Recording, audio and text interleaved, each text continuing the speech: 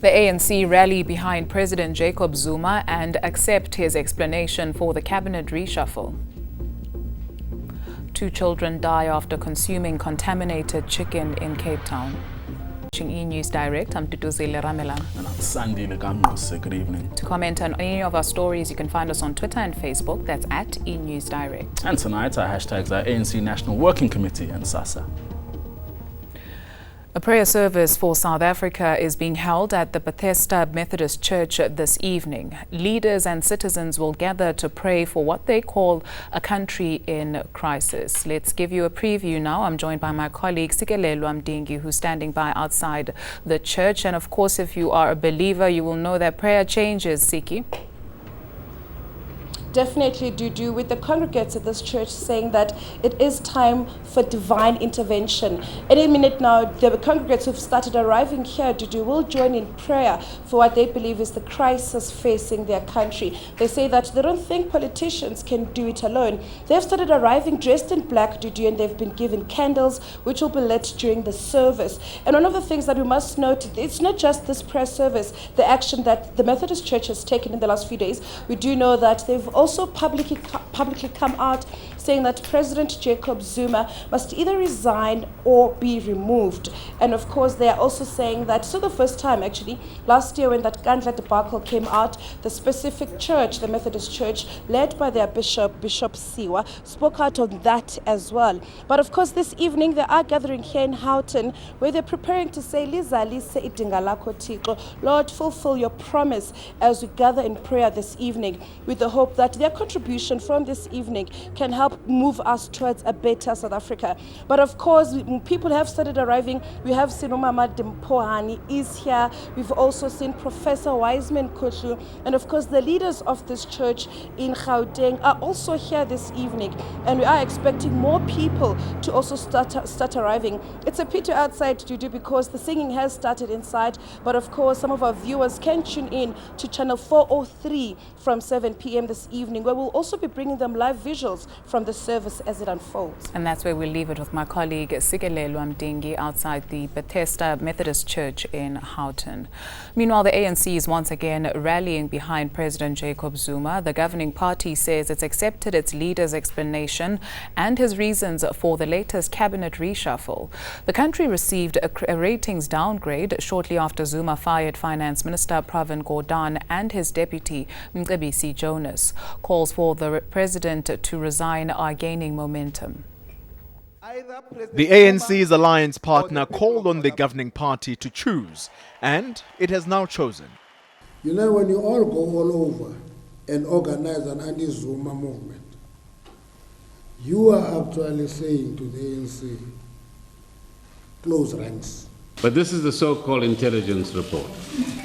ANC leaders say they could not accept President Jacob Zuma's use of a questionable intelligence report as grounds to fire Pravin Gordhan and Mcebisi Jonas. So, a new plausible explanation was needed. The reality of the matter is that there was a breakdown of the relationship between the president and a minister. 3 senior ANC officials publicly disagreed with what they said was Zuma's lack of consultation prior to the cabinet reshuffle, even going as far as to say the list of new ministers was not drawn up by the ANC. Naturally, you'd think the president would be sanctioned for this behavior. And it appears the consultation process does indeed go way back, predating any intelligence report. Did we know that the president was going to reshuffle the finance minister? Yes. Deputy President Cyril Ramaphosa, Zweli Mkhize, and even Gwede Mantashe could not get away with publicly disagreeing with Zuma. The public dissonance on the matter was a mistake that should not be committed again.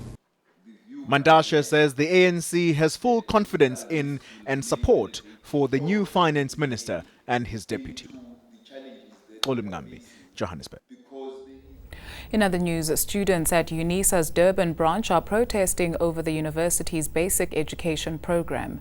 They say Unisys is insisting they first enter a bridging course in adult basic education before doing their degree. However, students say that degree has now been scrapped. Roads around campus were blockaded today. Metropolis battling it out with students during the protest at Durban's Unisys campus. Students went on the rampage after learning of the closure of the Bachelor of Education program. They say the university advised them to obtain an adult basic education certificate. They vowed to disrupt classes until the B.Ed program is reinstated. If I'm trying to apply the B.Ed, so they're telling me that the B.Ed is closed. So what is me, what I'm going to do, because they told me that I have to start with doing ABET before I'm doing my course. I'm doing my last module on ABET now. I heard that B.Ed is closed. I don't know what to do now. The Student Representative Council says the university cannot be allowed to leave students in the lodge. We want at least those students that are inside the system to get the opportunity to study B.Ed. The university issued a statement saying the B.Ed program complaint is receiving its urgent attention. Skushangase, Durban. Cape Town authorities are investigating a case of food poisoning after 2 children died. That's after consuming contaminated chicken. 4-year-old Asemahle and 6-year-old Anele Ngiba died after sharing the meal with others at their family home at the weekend. 3 other children and their grandfather remain critical in hospital. She'd been asked to prepare food for her family.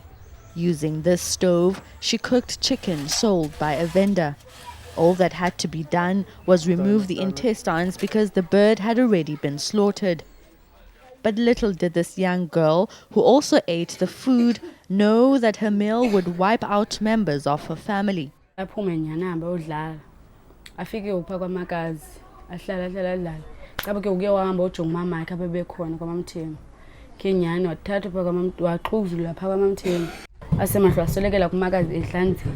few hours later, their father started foaming at the mouth. He was rushed to hospital and remains in a critical condition. The next day, the family ate leftovers from the same pot.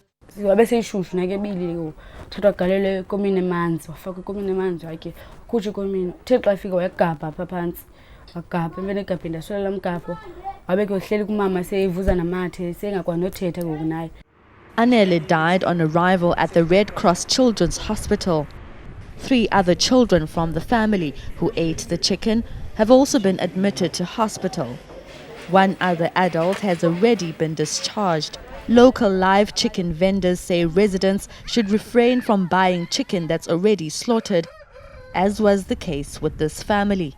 Noba sineminyaka engaphezu kwe-20 sithengisa inkukhu kule ndawo azange sayifumana isikhalazo sithi mhlawumbe noba umuntu ebezothenga inkukhu kufika ubuye into ethi kukho umuntu ofike wagula esawufike epheke le nkukhu iyasothusa ke ngoku le.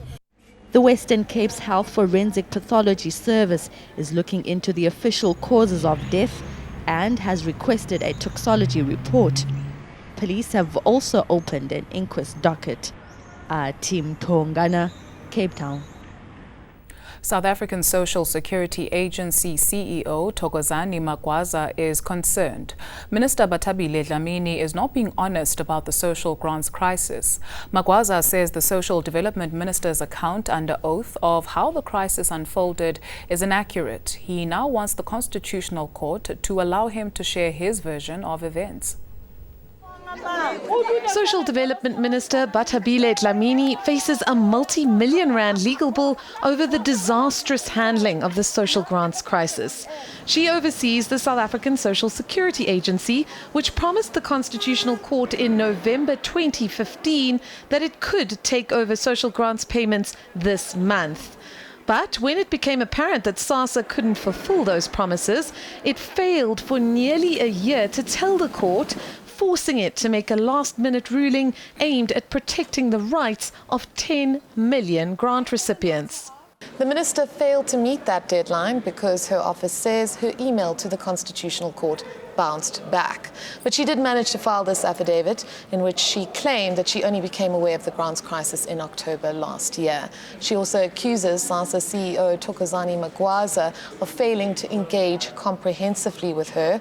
She says she should have demanded greater accountability from SASSA officials who she suggests kept her in the dark. Tensions between the minister and Magwaza have been apparent for some time, with Magwaza taking sick leave at the height of the crisis. So there's no problem in your relationship with him whatsoever? What relationship are you talking about? Well, your working relationship, because according to the report, you were unhappy the fact that he was negotiating with Post Office. Magwaza says Dlamini's sworn statement to the court contains some inaccuracies, and he's asked the court to allow him to give his version of events. If he is allowed to do so, it could open the door for other former and current officials to speak out. Karen Morn, Johannesburg. Further afield, 7 people have died in a car bomb attack in the Somali capital of Mogadishu. The car rammed into a cafe near compounds housing government ministers. The incident occurred after a new security minister took office and promised to make the country safer. No one has claimed responsibility for the attack. A memorial service has been held in St. Petersburg for the victims of recent terror attacks in Russia. The prayer meeting also commemorated those killed in this week's metro bombing. Monday's blast is thought to have been a suicide bombing by a 22-year-old man with ties to radical Islamists. Russia has been on alert against attacks in reprisal for its military intervention in Syria. The Islamic State group has repeatedly threatened revenge attacks against the country. And China has denounced a decision by India to host the Dalai Lama in a disputed region on the border between the two countries. It says the move would cause serious damage to bilateral ties. China has labeled the Tibetan spiritual leader a dangerous separatist. An Indian government official said the Dalai Lama's visit was religious and not political. Transport Minister Dipuo Peters has resigned from Parliament. Peters' resignation follows last week's cabinet reshuffle, which saw her lose her job to Joe Maswanganyi. Her resignation was effective from the 31st of March. And a motion of no confidence vote against President Jacob Zuma will be heard in Parliament on the 18th of April. National Assembly Speaker Baleka Mbete says a special sitting will be convened as Parliament is currently in recess. She says that she's received several requests from political parties to hold the vote in the wake of President Jacob Zuma's unpopular cabinet reshuffle. The opposition is trying to mobilize ANC MPs to support them.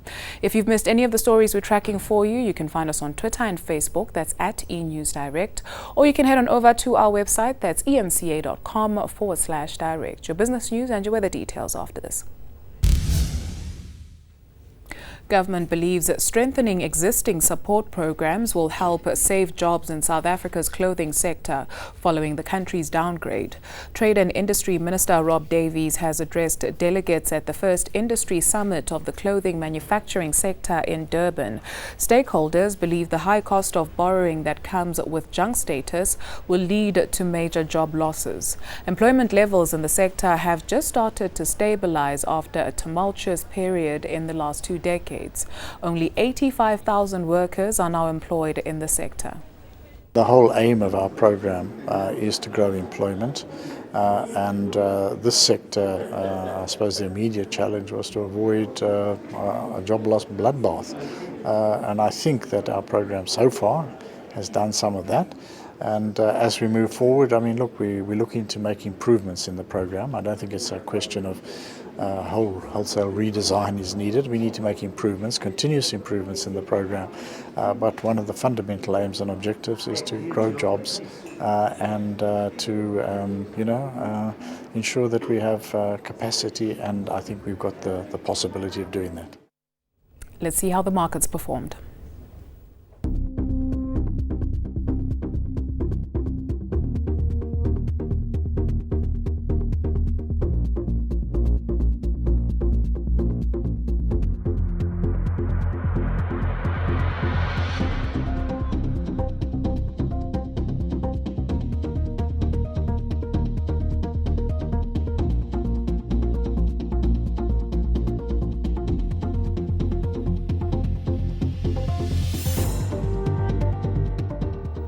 Let's check in with the Weather Centre. Here's Candice.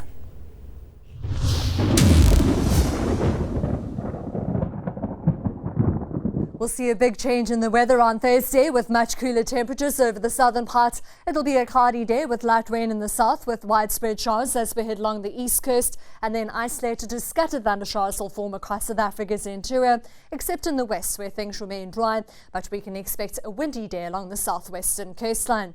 There's also a watch for severe thunderstorm development for Gauteng, parts of the northwest, the Free State, Limpopo and Mpumalanga. You'll see a break in the heat in KwaZulu-Natal on Thursday with highs mainly in the 20s, and we're expecting cloudy and wet weather along the coast as well as for the adjacent lying interior.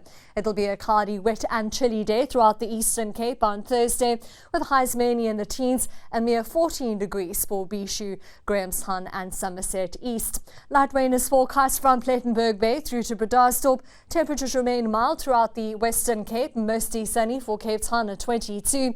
Partly cloudy and warm over the western part of the Northern Cape with isolated thundershowers over the eastern parts. Up to a 60% chance of thunderstorms is forecast for the Free State, and that's mainly over the eastern parts where we can expect cooler temperatures and that watch for severe thunderstorms. Isolated thundershowers will form into the northwest. Temperatures still stay warm for the northwest as well as Limpopo, and there's that watch for severe thunderstorms over the western part of Limpopo, Polokwane and Tzaneen just shy of 30 degrees. A cooler day is expected from Mpumalanga with up to a 60% chance of thunderstorms as we head towards the Highveld, and that includes Gauteng with a high of 27 for Soweto and Johannesburg. A slightly cooler day here with Pretoria topping 30 degrees. Cloudy and wet weather continues over much of South Africa on Friday, with that cold snap of air pushing through to the central and northeastern parts, and by Saturday we'll see thundershowers and showers for most weather stations across the country, and you'll see a slightly warmer day. That's all from the Weather Centre for now. Have a great night. Thank you, Candice. Here's what's coming up in your entertainment news after the break. Cape Townians brace themselves for a riveting musical.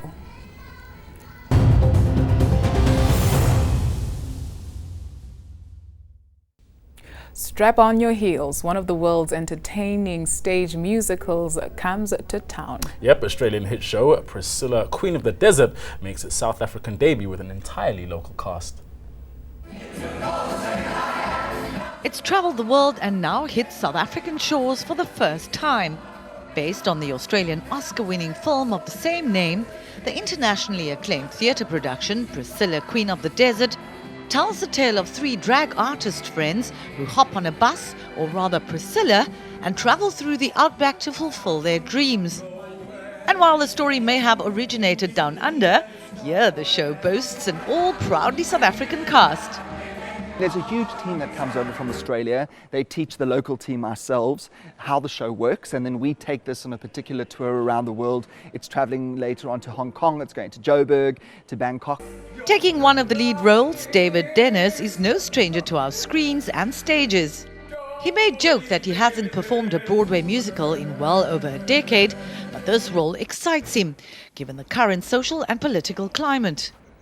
We're tackling issues of gender equality, of transgender, of rights, of human rights. Yes, it's away from bread and butter issues that face our country, very starkly, but these are also not matters that should be just tossed aside and brushed under the carpet. Seriousness aside, the heartwarming story is nothing short of entertaining and flamboyant. We're backstage, the engine room of the production. The show boasts over 500 costume changes and 200 headpieces, some even as big as this. The whole package comes from the overseas production. So the bus, the costumes, the sets, every design element, the mirror balls, everything comes packed together. Priscilla, Queen of the Desert, makes its way to Johannesburg later this month before heading abroad to showcase our incredible local talent. Tanya Neft, Cape Town.